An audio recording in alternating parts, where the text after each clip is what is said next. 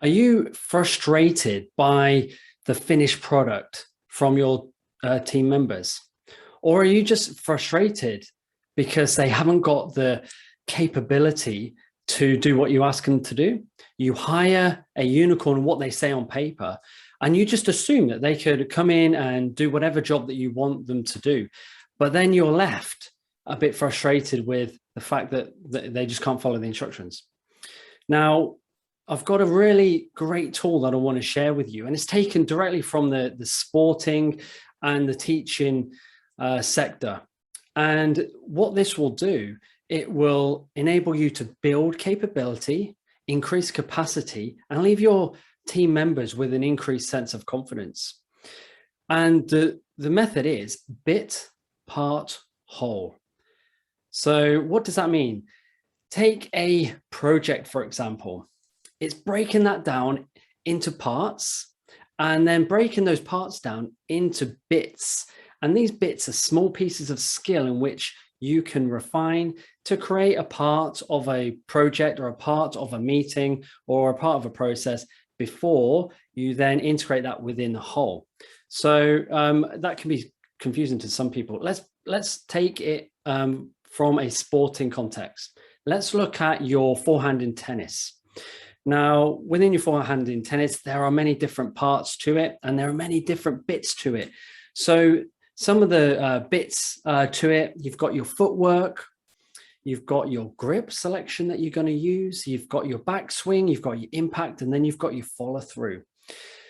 So what does this look like in practice? It means that you're going to refine those skills. So you're going to refine your footwork, you're going to refine your grip, you're going to be looking at your backswing, and then the contact, so the impact of the tennis ball on the racket, and you can be practicing those over and over and over again, and you follow through. Before, the next bit is taking those bits and putting it into a part, and that part would be just dropping the ball and hitting it, dropping the ball and hitting it.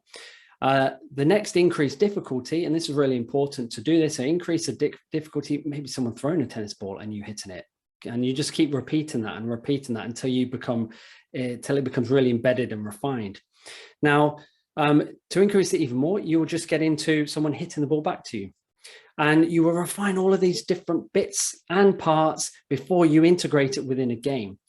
And look, I've had this within tennis where you look at someone and tell you, I can do that. And then you start hitting the ball and you're completely miles off. So it's around slowing down, articulating exactly what you want, breaking it down into small bite-sized pieces that you can give to your team members so they can start getting on with it.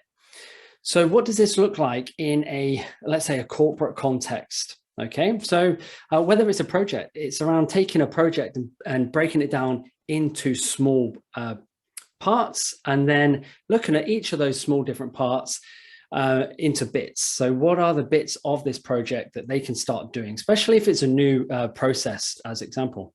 Let's take a team meeting as an example. So you take the whole team meeting, you break it down into the parts, and the parts are organizing, delivering, and then the follow-up of the meeting. Let's look at organizing and break it down even further. So organizing, you've got the call, and these are the bits, right? So you've got the call for agenda items, you've got the meeting booking itself, you've got the agenda itself, you've got collating all of the feedback and the pre-reading beforehand. Now, you're going to delegate those bits to somebody to do to increase their confidence and capability to do that. Before you then go, okay, I want you to run the meeting. So running a meeting, there are a lot of different bits to it. Okay, it's right technology. It's being the chairperson, welcoming people on board. It's facilitating, it's active problem solving. It's keeping to time and agenda. And then the follow-up, you've got collating the minutes. You've got sending the minutes out and then getting the minutes back, depending on what level that this meeting is at will depend on the complexity of those team of the minutes that come in. So just a couple to get you thinking. The reason that your team members fail is because they haven't been set up correctly. And by taking this approach of breaking it down into small bite-sized pieces, you are 100% increasing their capability to be able to do it. their capacity. So the more times they do it, the quicker that they learn, and the more capacity, as in time, it builds, so they become more efficient. And then confidence, because they've done these small little bits, and then you integrate it into a part and you give them a part to play, then when it comes to running the whole process or the whole meeting, they're just going to get it really quite quickly. So have a think around that in the next team meeting that you have, the next project that you have. You're taking a slower approach to building that capability and capacity within your direct reports. Another point is that you're not assuming that they know what to do. You're actually testing assumptions. And because you're testing assumptions, they're going to be more engaged. You're going to be giving them a lot more feedback. And one of my previous videos, 68% of direct reports receive 0 performance feedback. So you're going to be giving them feedback to grow and to improve. I always do that start, stop, and continue after each of the different parts to make sure that they refine it and refine it.